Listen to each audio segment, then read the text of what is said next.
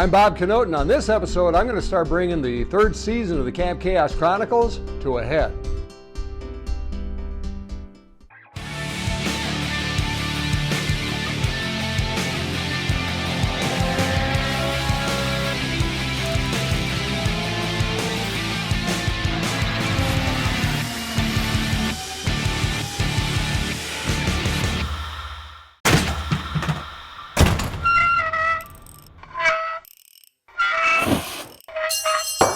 Dang it. Now, as I said in the last episode, I'm going to start presenting episodes that may seem a little disjointed, out of place, sequence-wise, from now until the end of season 3. And the reason for that is we're just kind of clearing the boards, getting those out of the way so that we can have a clear shot at season 4 and not have all these episodes actually go to waste is what it amounts to. So this particular one is going to be about replacing the cylinder head gasket on an XJ40 engine, which in our case is going in our Champ car. The fact is that a lot of you people who do own the XJ40 do have cylinder head gasket issues, and that's kind of the Achilles heel of the AJ6 engine. So if you're in that situation, I think you're going to find this episode useful if you choose to do that job yourself. So here we go. Well, there's good news and there's bad news. The good news is the engine starts right up. It has a little bit of an issue, or actually quite a bit of an issue, idling at this point. We got to program the servo motor on the idle system in order to get it to idle properly, but that's just a matter of programming.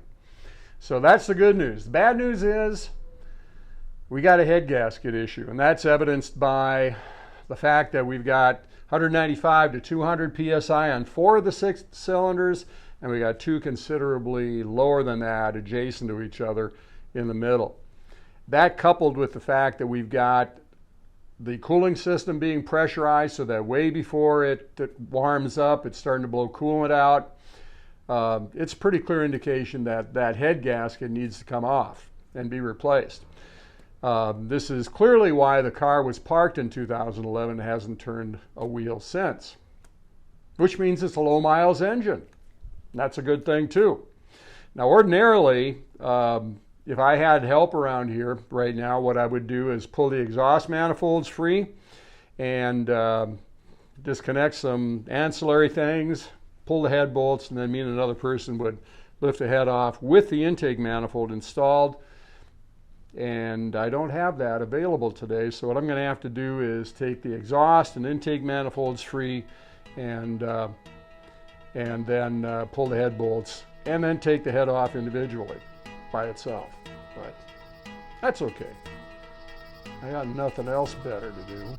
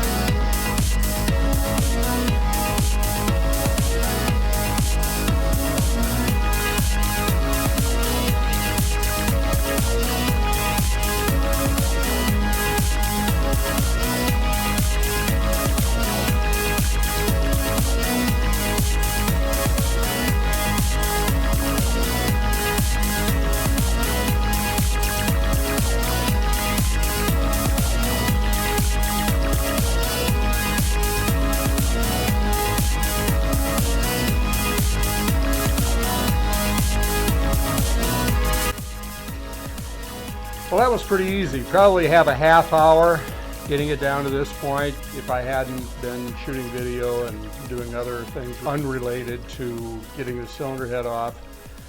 At this point, we've got everything exposed that we need to deal with in order to actually get the final push to get the head off. And first of all, we've got the radiator hose here and another hose over on this side that attaches this thing to the rest of the cooling system. And we've got the cylinder head bolts that appear to be original. They've got the original Jaguar part number on them.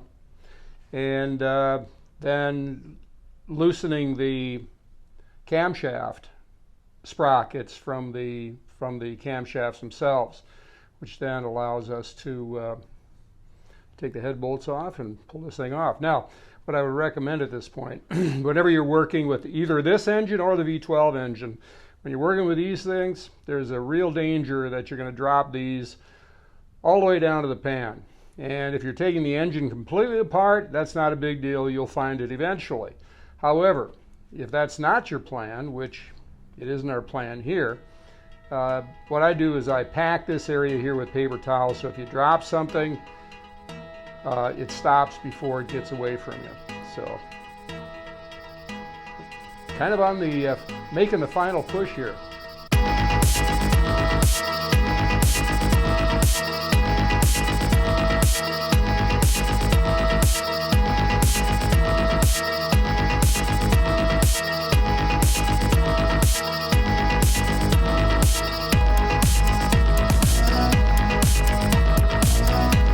We are now at the point where we're going to remove the bolts that affix the cylinder head to the engine block.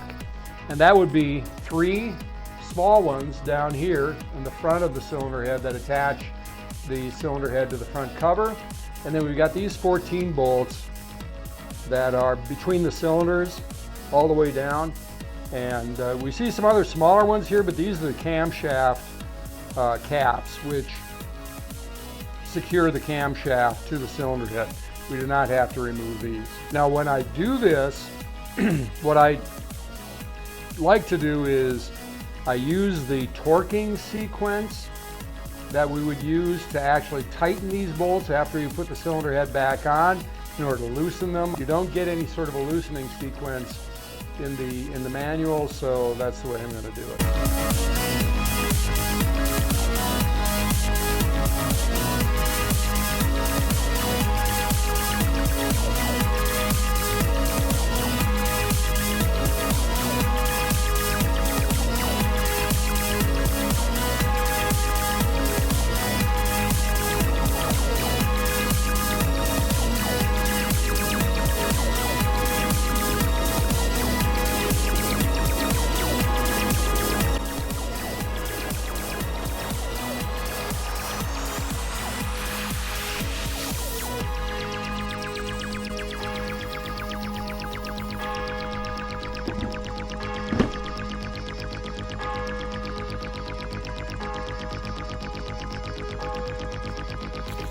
Well, there it is. It really looks pretty good.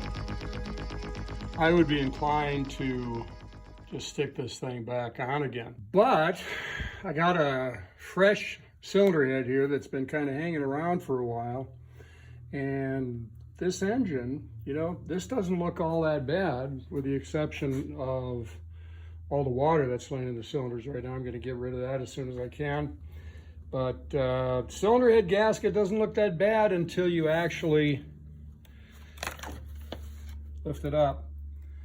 A little track there in between those 2 cylinders, that's where it was leaking.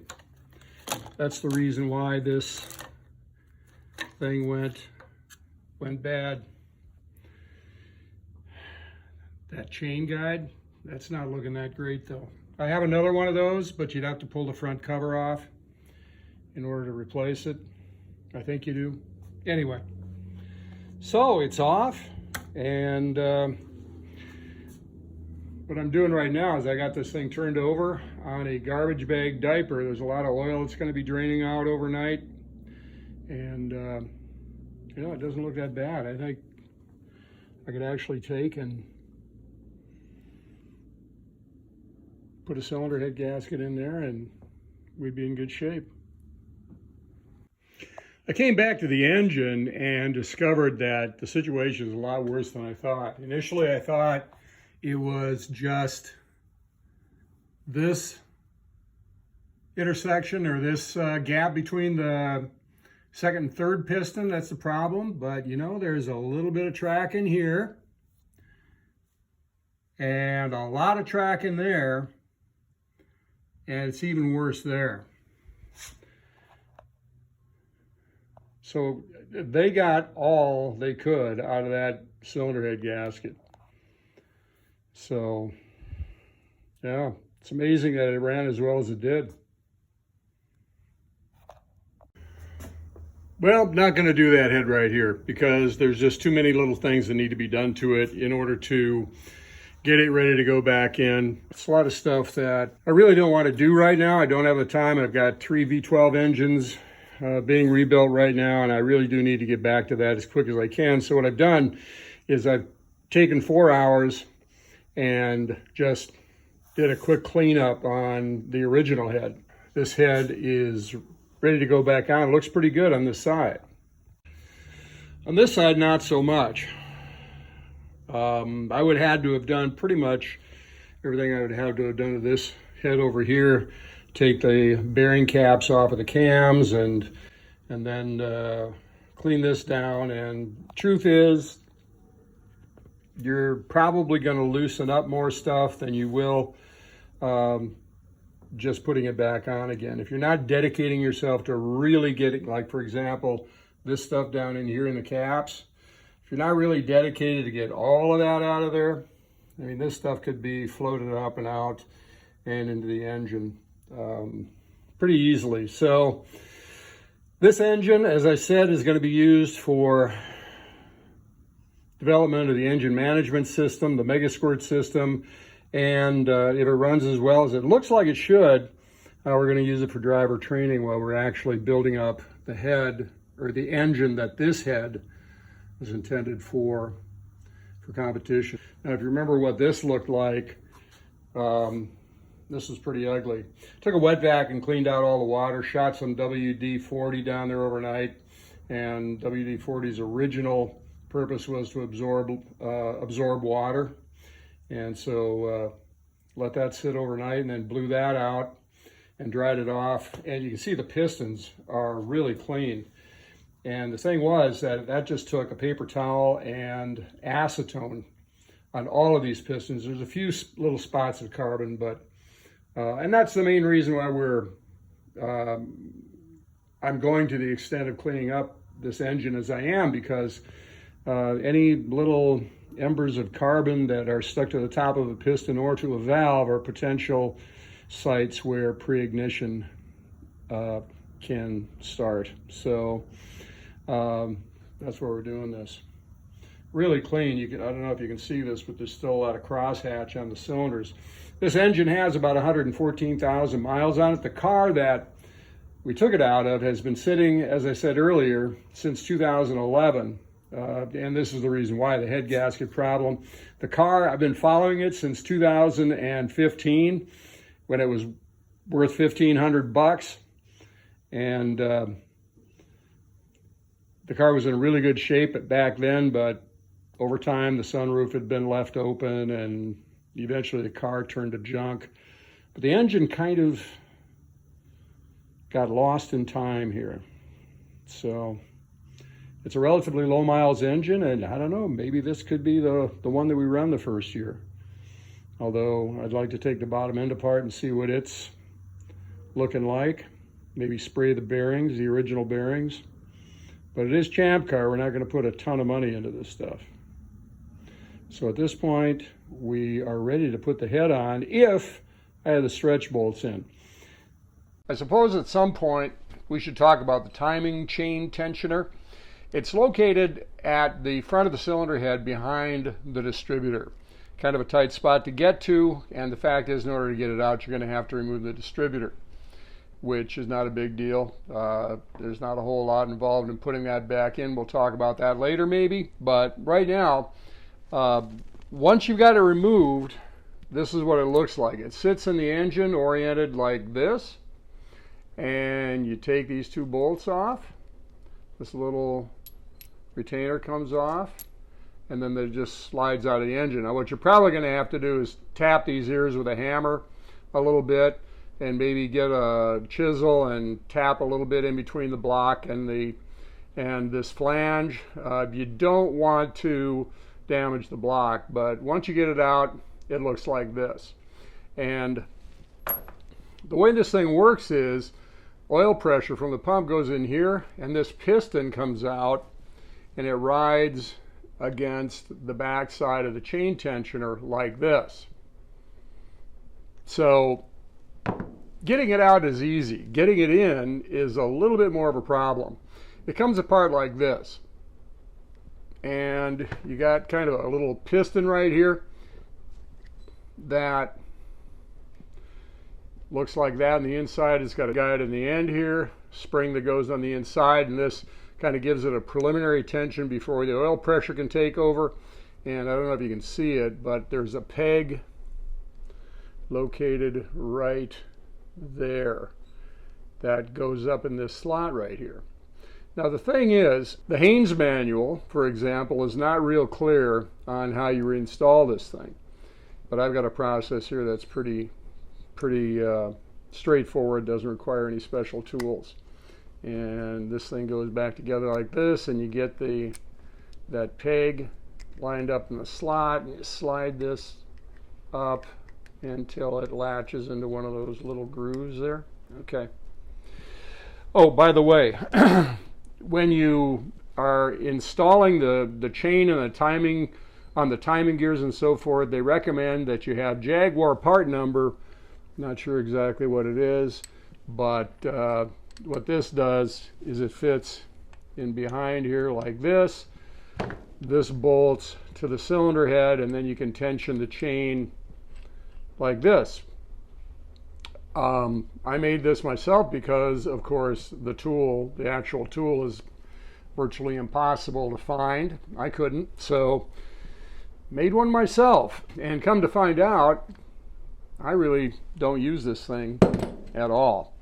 What I do when I reinstall this thing is, first of all, you have to, just like on the V12 tensioner, you got to latch it.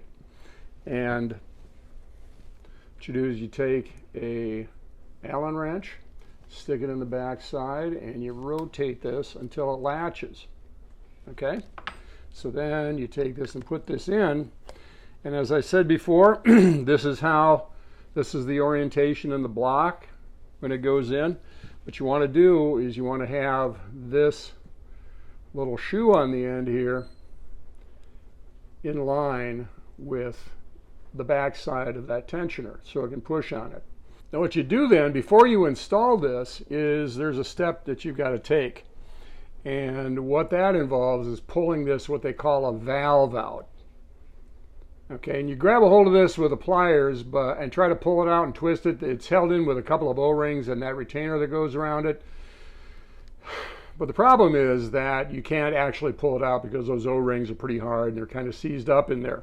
So what I do is I take a 7/16 bolt, stick it in there like that, and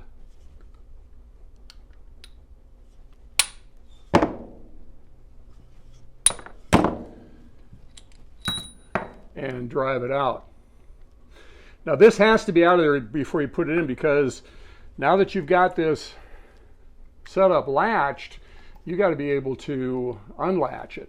So what you're going to do is you're going to slide this into the engine block in the proper orientation. And I don't know if there's a big difference. This is the way it came out, whether you put it in this way or this way. I just go ahead and put it in the way it came out.